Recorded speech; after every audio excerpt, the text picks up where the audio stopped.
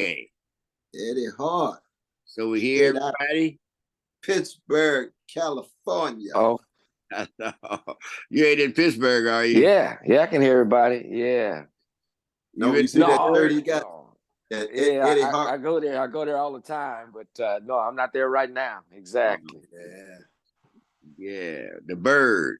The Bird, brother. That's a home away from home for me, brother. No, I didn't know that. Yeah, well, Eddie was my roommate in college, and we joined at the hip in a lot of ways, man. So, matter of fact, I just talked to him a couple of days ago. We probably talk a couple of times a month, at the least. Yeah, exactly. Great. Well, I spent a lot of time. I got family in Pittsburgh. I just had a Oh, really? Yeah, I married a sister from Pittsburgh.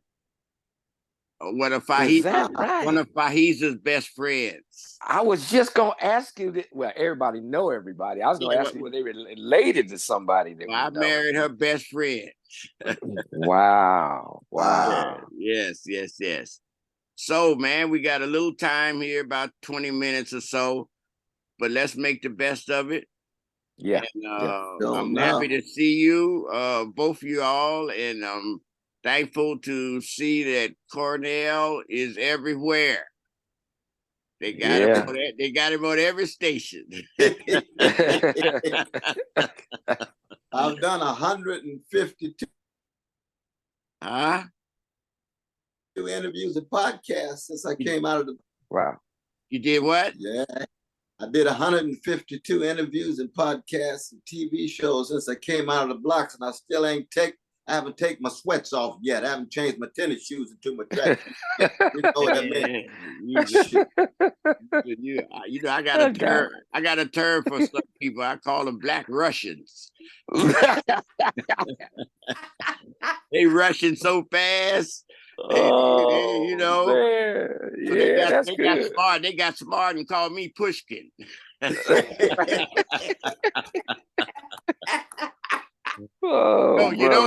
They just tore his statue down in Ukraine.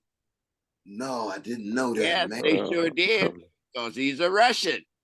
That's ridiculous, man. Yes, they did. Wow. Yes. So, Cornel, you've been busy as a bee, and I know you're getting ready to go to Mississippi, goddamn. Mississippi, goddamn. Nina Simone's song's going to come back in the flesh. We're going to zero in on Emmett Till, his precious family, Sister Priscilla, and the others. But they got the two brothers down there, Brother Jenkins and Brother Parker, who've been beat up and brutalized by the police. So we casting a limelight on that police brutality, while we also connecting it to the legacy of Emmett and his mother. Yes. Mamie was a giant. Yeah. So when is this going to happen? August 25th. Me and Cliff going down there together. Right.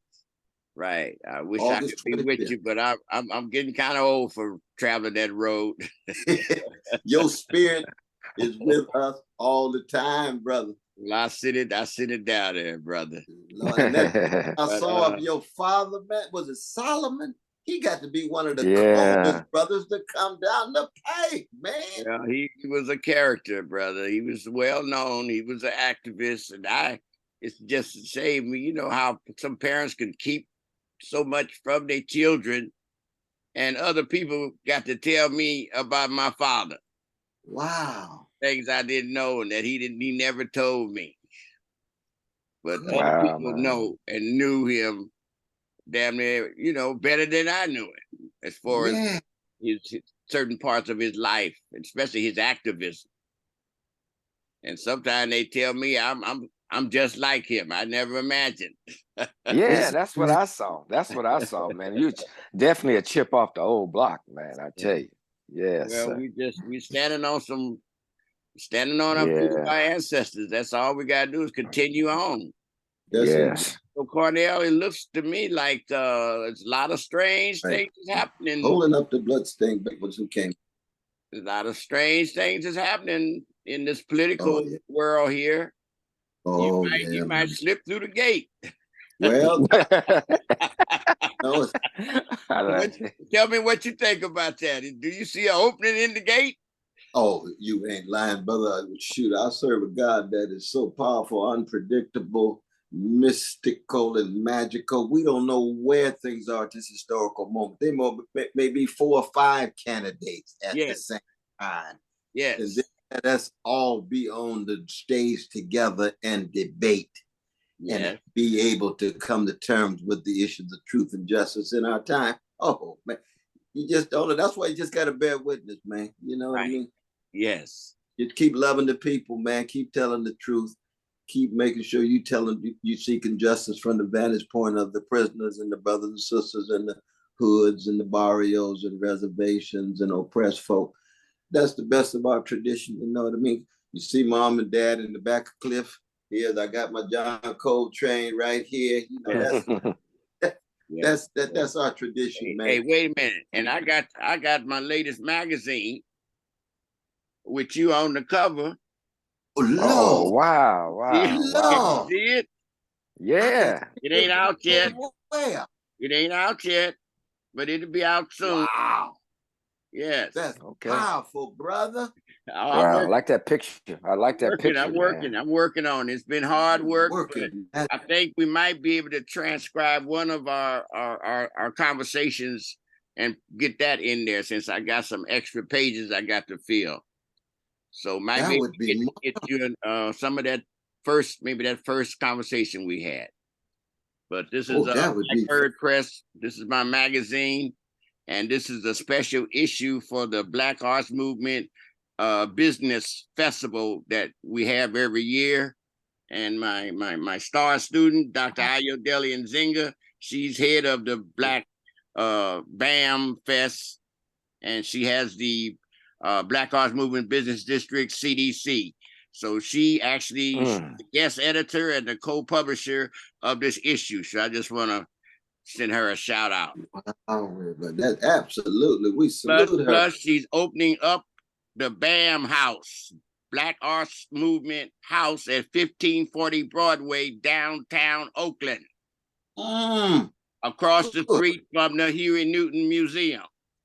Wow. Yes, that's beautiful. Yes. But brother, I'll tell you this though, man, for you, out of deep love and support, to put me on the cover of your magazine is 10 times better than being on CNN.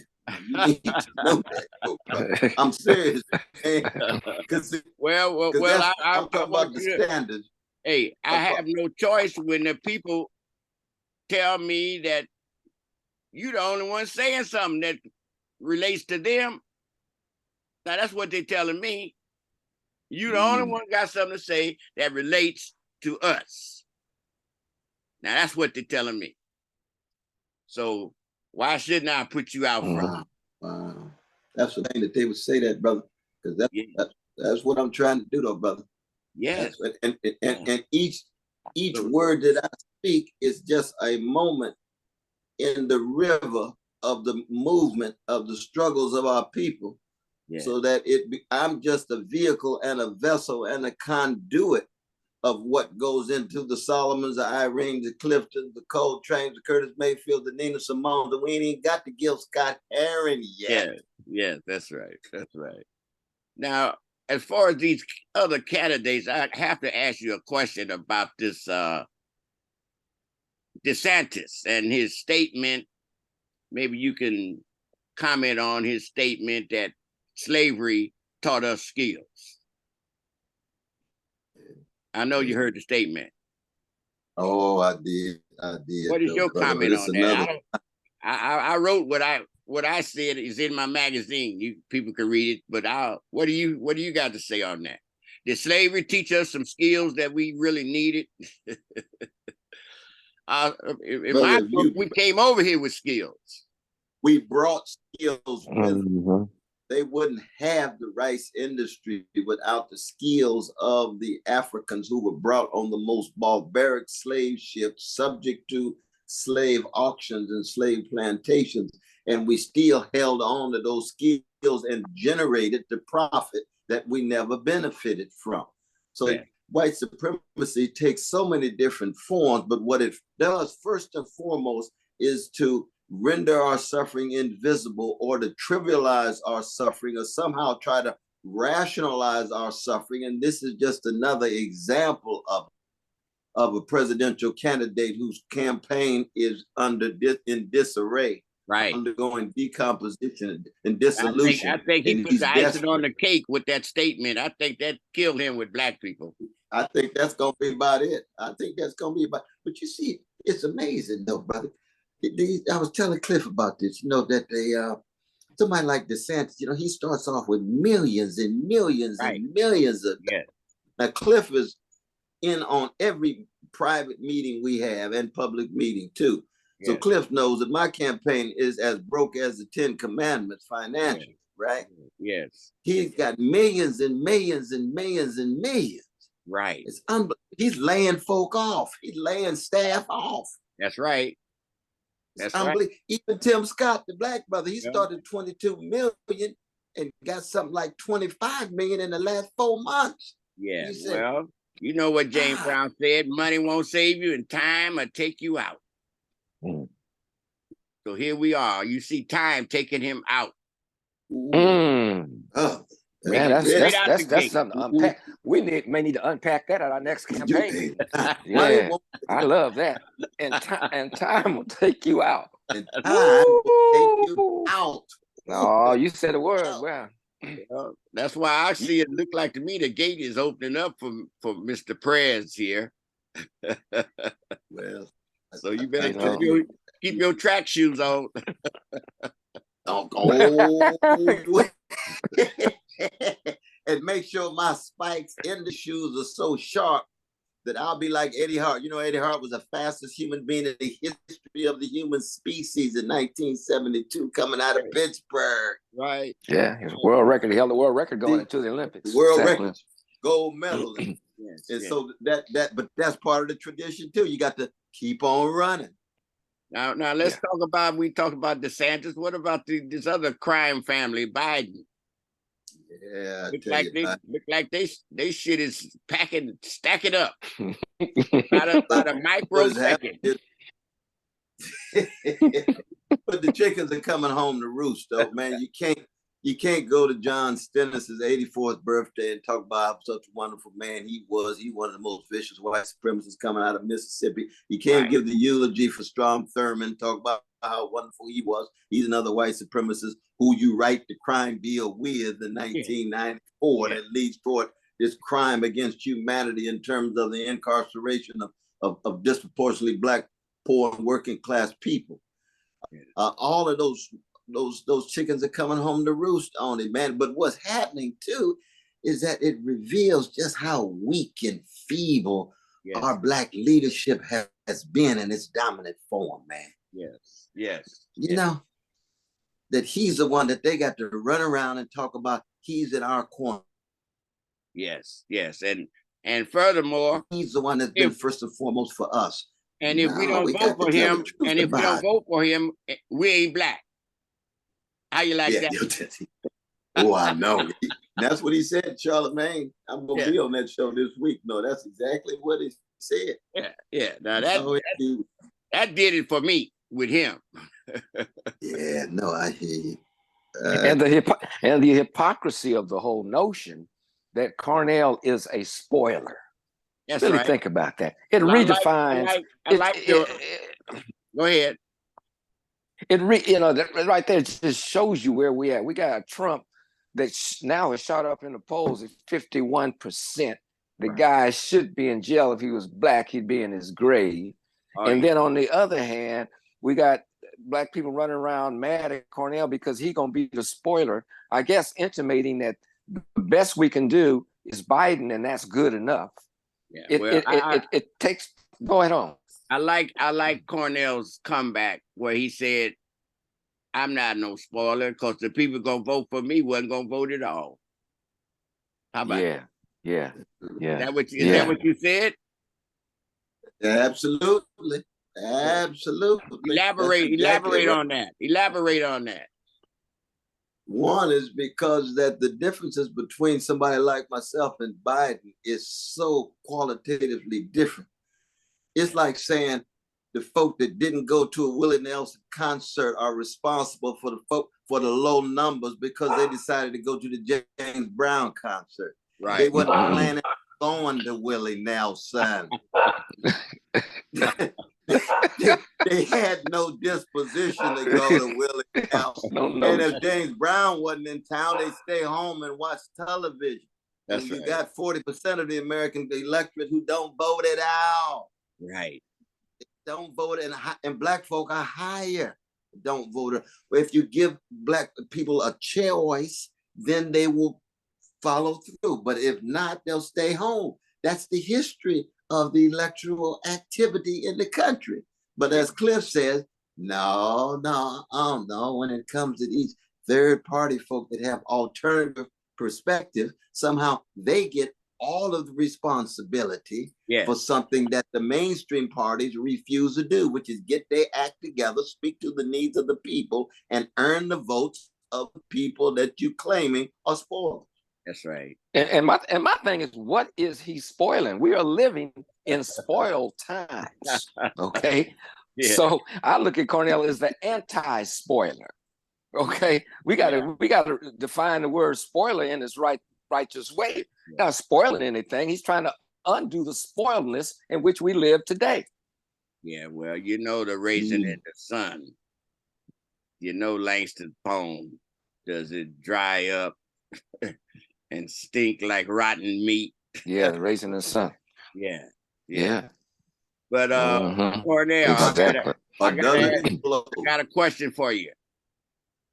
Especially with you and the Green Party. I want your comment on the biblical, I guess, statement about God gave Noah the rainbow sign, no more water, the fire next time. What does the environment look like to you? What's happening? Yeah, we're living in catastrophic times with the environment striking back. We've treated the environment as something to be manipulated, as something to be exploited. And now that environment is bouncing back, it's calling into question the very condition for the possibility of life on the planet. That's how intense these grim times are, and the younger generation understands it. See, one of the things that we have to recognize when we were coming along as young brothers, that we had nuclear catastrophe as a reality. Yeah. But we didn't understand the ecological catastrophe in the way in which young people do today, because those realities are very much on our doorstep. Yes. And if we don't deal with the corporate greed of the fossil fuel companies, and the fossil fuel companies are responsible for so much, so people are voting for. Yes. But it's the corporate greed behind that make it difficult for us to move toward renewable and regenerative energies rather than extractive ones. And yet the both parties are tied to the fossil fuel companies. Both parties are tied. They don't like us telling that truth. But how about the contradiction of sending African children down into the mines for all the precious metals? Yeah, isn't that how do you resolve that contradiction? Isn't that the truth? But no, that's casting the same issue on an international level. And it shows again that these companies will do anything for short-term profit that goes to their shareholders rather than the quality of life and the well-being of the everyday people who are coerced and forced to work because they have no other choice vis-a-vis how they survive. Yes. And so that's why, of course, when Cliff been on all of the meetings that we have, and we say people over profits. Yeah. Can you explain what Black people would need to do to vote for you? What will they need to do as per the Green Party? Well, we're trying to make sure that the Green Party is on all of the states. We're on, at the moment, about 17 states. We'll be on about 33 states in 3 months. So we're on the move. We're on the move, but depending on where Black people live, Black folk in California, yeah, we already on. We're gonna have well, we're definitely planning on being on. I'll say that because see what happens. You could be on and they take you off. You have to fight to get back on again.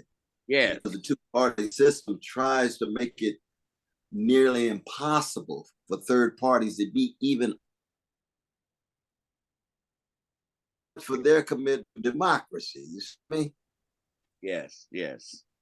Well, we know you're gonna be coming to Oaktown at some point in time. You know, we're waiting on you. My barber's waiting on you. Can't wait to get there. Go straight to the barber shop. So, Lord. So I know we're running out of time, so maybe we can just close this off for now. And maybe Cliff can you got some questions, Cliff? Real quick. We got about 4 minutes. I always got a question or two, brother. 4 minutes. Okay, well, that depends on how quick y'all can answer. I'll start off with you this time, brother Marvin X. Okay. Absolutely.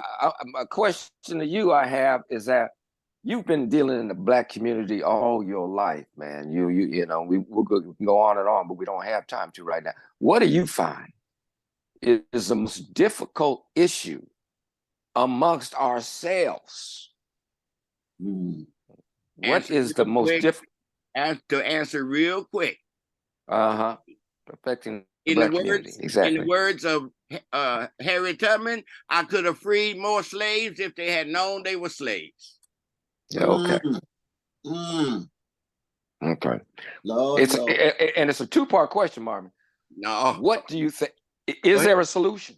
Is there a solution? Is there a solution? You got to be a funeral director.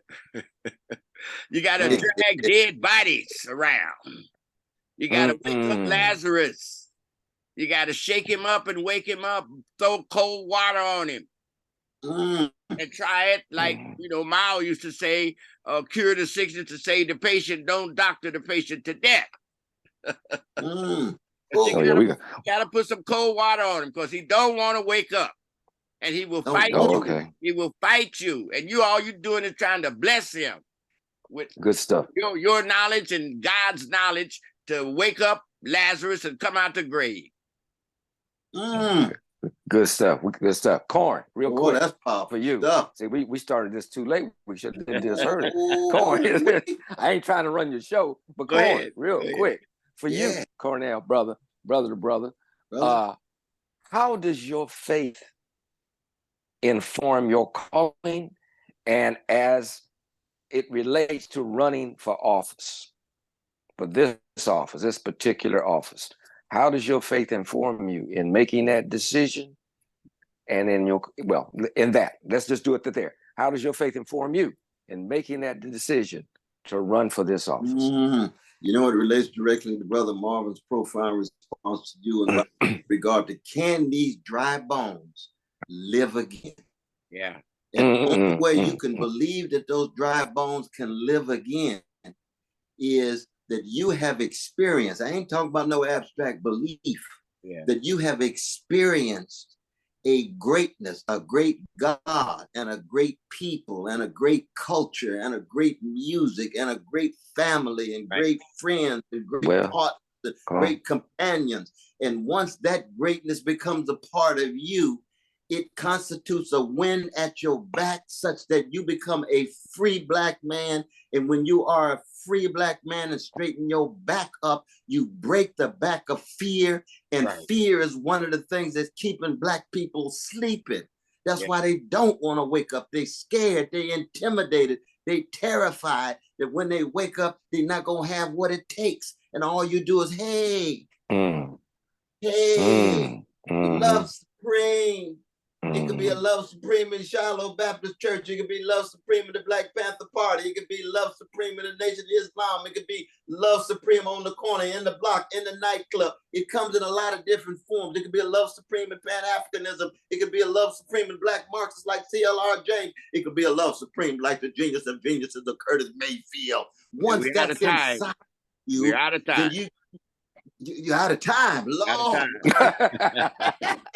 You got to start the brother to brother section earlier, Marvin. Yeah, well, we did what we could do. We'll talk again soon. Okay. We're gonna come right back though, but brother, Marvin, we love you, man. Love you, brother. Love you to life. Love you to life, too. Marvin. Peace out. Okay.